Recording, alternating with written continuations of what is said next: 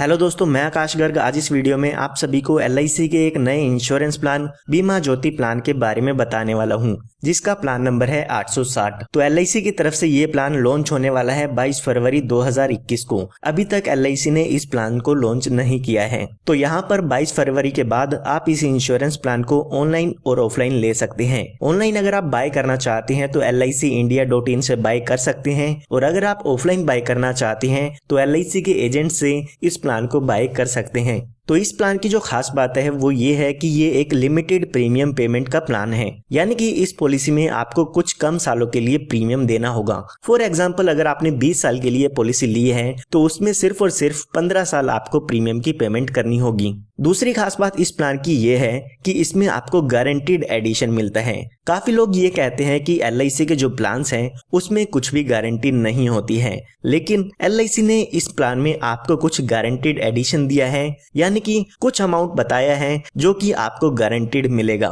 तो आइए जान लेते हैं कि कौन कौन इस प्लान को ले सकते हैं, और उसके बाद एक एग्जांपल लेके इस पूरे इंश्योरेंस प्लान को भी हम समझेंगे। तो यहाँ पर सबसे पहले बात आती है मिनिमम एज की, यानी कि आपकी कम से कम उम्र कितनी होनी चाहिए अगर आप इस इंश्योरेंस प्लान को लेना चाहते हैं। तो वो एज यहाँ पे दी गई है 90 दिन की, यानी कि अगर आपका बच्चा 90 दिन या 90 दिन से ज्यादा का है तो आप अपने बच्चे के लिए इस इंश्योरेंस प्लान को ले सकते हैं। उसके बाद बात आती है मैक्सिमम एज की, यानी कि ज्यादा से ज्यादा कितनी उम्र के व्यक्ति इस इंश्योरेंस प्लान को ले सकते हैं। तो वो एज यहाँ पे दी गई है 60 साल की, यानी कि 90 दिन के बच्चे से लेके 60 साल तक के व्यक्ति इस इंश्योरेंस पॉलिसी को ले पाएंगे। उसके बाद बात आती है पॉलिसी टर्म की। पॉलिसी टर्म मतलब होता है जो आपका बीमा है वो कितने साल के लिए चलेगा, या जो आपका रिस्क कवर है पॉलिसी का वो कितने साल के लिए रहेगा। तो यहाँ पर वो टाइम पीरियड दिया गया है 15 से लेके 20 साल का, यानी कि आप 15 से 20 साल के बीच में कोई भी पॉलिसी टर्म ले सकते हैं, जैसे कि 16 साल, 17 साल, 15 साल, 18 साल,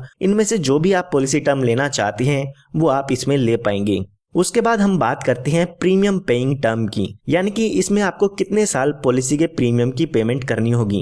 तो जैसे कि मैंने आपको बताया है, ये एक लिमिटेड प्रीमियम पेमेंट प्लान है, यानी कि इसमें आपको कुछ कम साल प्रीमियम की पेमेंट करनी होगी। तो अगर यहाँ पे आप 20 साल के लिए पॉलिसी लेते हैं तो आपको उसमें 15 साल सिर्फ प्रीमियम की पेमेंट करनी होगी, यानी कि जो भी आप पॉलिसी टर्म लेते हैं उससे 5 साल कम आपको प्रीमियम की पेमेंट करनी होगी। अगर आप 15 साल के लिए पॉलिसी टर्म लेते हैं तो उसमें आपको सिर्फ और सिर्फ 10 साल प्रीमियम की पेमेंट करनी होगी। उसके बाद बात आती है मिनिमम सम एश्योर्ड की, यानी कि कम से कम बीमा आप इसमें कितने रुपए का ले सकते हैं। तो वो अमाउंट यहाँ पर दिया गया है 1 लाख रुपए का। 1 लाख रुपए का मतलब ये नहीं है कि आपको 1 लाख रुपए इसमें जमा करनी होगी। 1 लाख रुपए का मतलब ये है कि इतना आपका इसमें बीमा रहता है। उसके बाद बात आती है मैक्सिमम सम एश्योर्ड की, यानी कि ज्यादा से ज्यादा रिस्क कवर आप इसमें कितना ले सकते हैं। तो उसकी यहाँ पर कोई भी लिमिट नहीं है, ये आपकी इनकम पे डिपेंड करता है कि आप ज्यादा से ज्यादा इंश्योरेंस इसमें कितना ले सकते हैं। तो उसके बाद यहाँ पर बात आती है मिनिमम मैच्योरिटी एज की,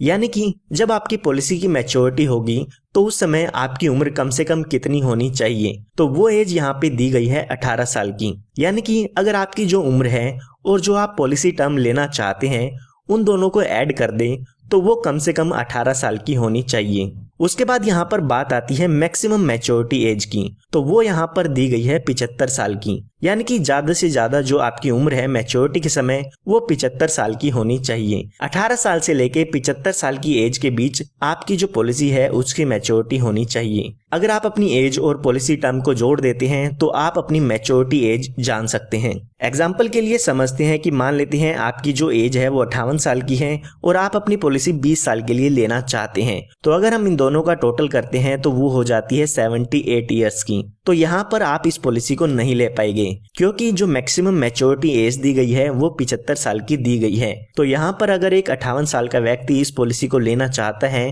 तो यहाँ पर वो ज्यादा से ज्यादा 17 साल के लिए पॉलिसी टर्म ले सकते हैं, ताकि जो उस पॉलिसी की मैच्योरिटी है वो 75 साल की एज में हो सके। तो आइए अब एक एग्जांपल लेके समझते हैं इस इंश्योरेंस प्लान के बारे में। तो एग्जांपल समझने के लिए मान लेते हैं कोई व्यक्ति है जिसकी उम्र 20 साल की है और वो इस इंश्योरेंस प्लान को लेना चाहते हैं, और हम यहाँ पर मान लेते हैं कि जो पॉलिसी टर्म है वो यहाँ पर उनकी 20 साल की वो लेना चाहते हैं, जिसमें उसको सिर्फ और सिर्फ 15 साल की प्रीमियम की पेमेंट करनी होगी, यानी कि यहाँ पर 5 साल के लिए प्रीमियम की छूट इनको मिल जाएगी।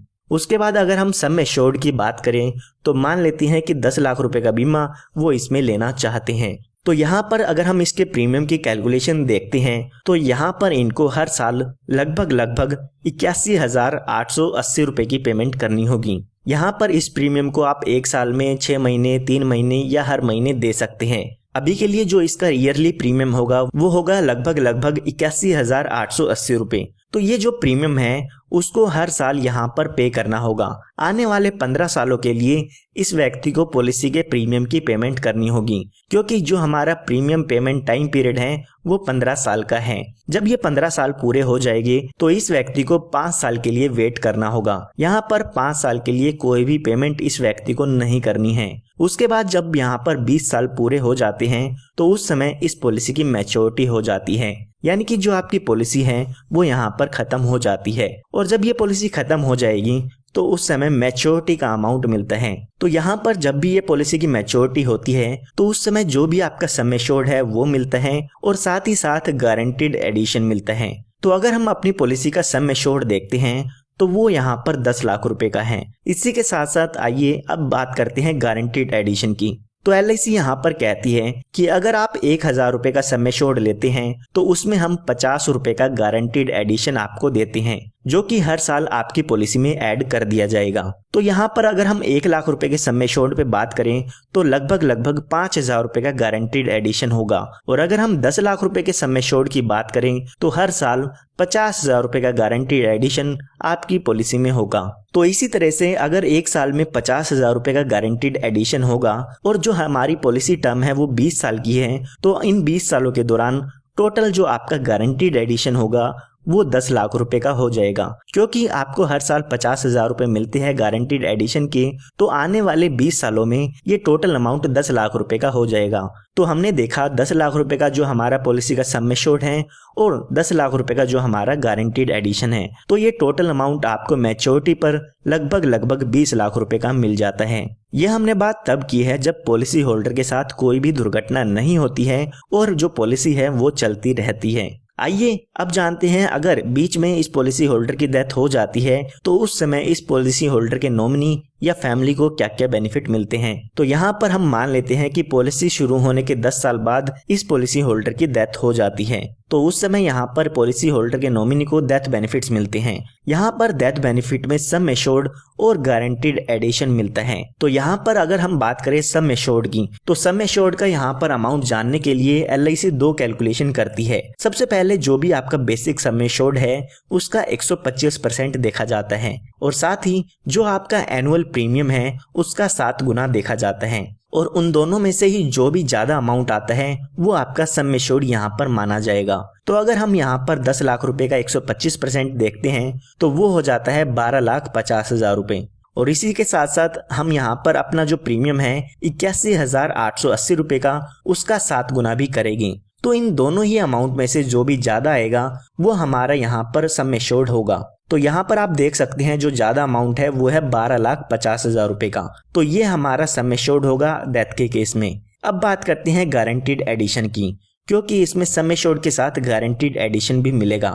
तो यहाँ पर पॉलिसी होल्डर की डेथ 10 साल बाद होती है, तो 10 साल का जो भी गारंटीड एडिशन होगा वो इस पॉलिसी होल्डर के नॉमिनी को मिलेगा। तो यहाँ पर हमने देखा था कि जो 1 साल में गारंटीड एडिशन होगा वो 50,000 रुपए का इसमें होगा।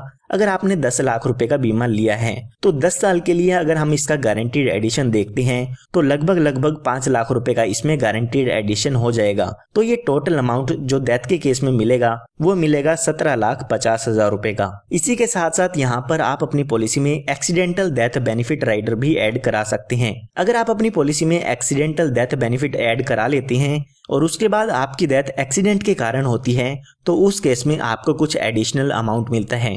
अगर हम बात करें एक्सीडेंटल डेथ की, तो यहाँ पर अगर आपने 10 लाख रुपए का एक्सीडेंटल डेथ कवर लिया है तो यहाँ पर पॉलिसी होल्डर की एक्सीडेंट से डेथ होने पर टोटल अमाउंट 27,50,000 रुपए का मिलता है।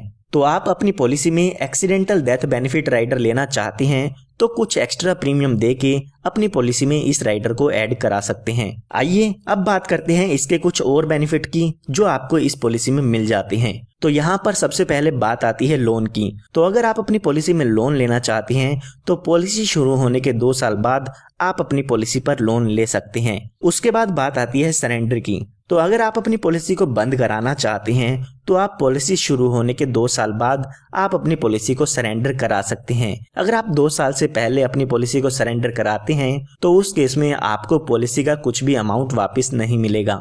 उसके बाद यहाँ पर आपको रिवाइवल का बेनिफिट मिलता है। कई बार ऐसा होता है कि आप अपनी पॉलिसी का प्रीमियम पे नहीं कर पाते हैं तो उसके बाद आपकी जो पॉलिसी है वो बंद हो जाती है। अगर आप अपनी उस बंद पॉलिसी को फिर से चालू कराना चाहते हैं तो पॉलिसी बंद होने के 5 साल के अंदर अंदर आप अपनी पॉलिसी को फिर से चालू करा सकते हैं। जो भी आपका प्रीमियम है और जो लेट फीस है वो पे करके आप अपनी पॉलिसी को फिर से शुरू करा सकते हैं। उसके बाद यहाँ पर बात आती है ग्रेस पीरियड की। तो यहाँ पर आपको LIC कुछ एक्स्ट्रा टाइम पीरियड देती है जिसके अंदर आप अपनी पॉलिसी का प्रीमियम जमा कर सकते हैं। अगर आपने ईयरली पेमेंट मोड चूज किया है तो आपको 30 दिन का ग्रेस टाइम पीरियड मिलता है जिसके अंदर आप अपनी पॉलिसी का प्रीमियम बिना किसी लेट फीस के दे सकते हैं। इसी के साथ साथ अगर आपने हाफ ईयरली या क्वार्टरली मोड लिया है तो भी आपको 30 दिन का ग्रेस टाइम पीरियड मिलता है। और अगर आपने मंथली पेमेंट मोड चूज किया है तो उसमें आपको 15 दिन का ग्रेस टाइम पीरियड मिल जाता है। उसके बाद यहाँ पर बात आती है बैक डेटिंग की। तो अगर आप अपनी पॉलिसी पिछली किसी डेट से शुरू कराना चाहते हैं तो आप अपनी पॉलिसी को बैक डेट भी करा सकते हैं। यहाँ पर आप जिस भी फाइनेंशियल ईयर में पॉलिसी ले रहे हैं उसी फाइनेंशियल ईयर की किसी भी डेट को आप अपनी पॉलिसी बैक डेट करा पाएगी। कुछ यहाँ पर आपको इसके लिए चार्जेस देने होंगे, वो चार्जेस आप दे के आप अपनी पॉलिसी को बैकडेट करा सकते हैं। उसके बाद यहाँ पर आपको LIC की तरफ से एक सेटलमेंट ऑप्शन भी मिलता है। सेटलमेंट ऑप्शन की मदद से जो भी आपको डेथ बेनिफिट मिलना होगा या मैच्योरिटी बेनिफिट मिलना होगा उसको आप एक साथ ना लेके इंस्टॉलमेंट में ले सकते हैं। जो भी आपको डेथ बेनिफिट या मैच्योरिटी बेनिफिट मिलते हैं वो आप 5, 10 या 15 साल की इंस्टॉलमेंट में भी ले सकते हैं। इसी के साथ साथ LIC यहाँ पर पेमेंट के लिए आपको 4 मोड देती हैं जिसमें हाफ ईयरली, ईयरली, क्वार्टरली और मंथली। इन चारों ही पेमेंट मोड में से कोई भी आप पेमेंट मोड चूज कर सकते हैं। उसके बाद यहाँ पर अगर हम टैक्स बेनिफिट की बात करें तो जो आप इसमें प्रीमियम की पेमेंट करेंगे उसका डिडक्शन इनकम टैक्स की सेक्शन 80C में ले सकते हैं। इसी के साथ साथ जो भी आपको मैच्योरिटी का अमाउंट मिलता है वो भी यहाँ पर इनकम टैक्स से एग्जम्प्ट होता है। तो यहाँ पर इस प्लान की मैंने आपको लगभग सभी डिटेल्स बता दी है। फिर भी अगर आपको कोई डाउट है तो वो आप कमेंट में पूछ सकते हैं।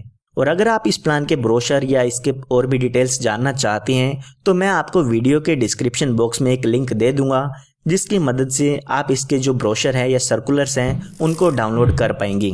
और अगर आप ऐसी ही वीडियोस चाहते हैं तो आप हमारे चैनल को सब्सक्राइब कर सकते हैं क्योंकि इस तरह की लेटेस्ट वीडियोस मैं आप सभी के लिए लाता रहता हूं। धन्यवाद।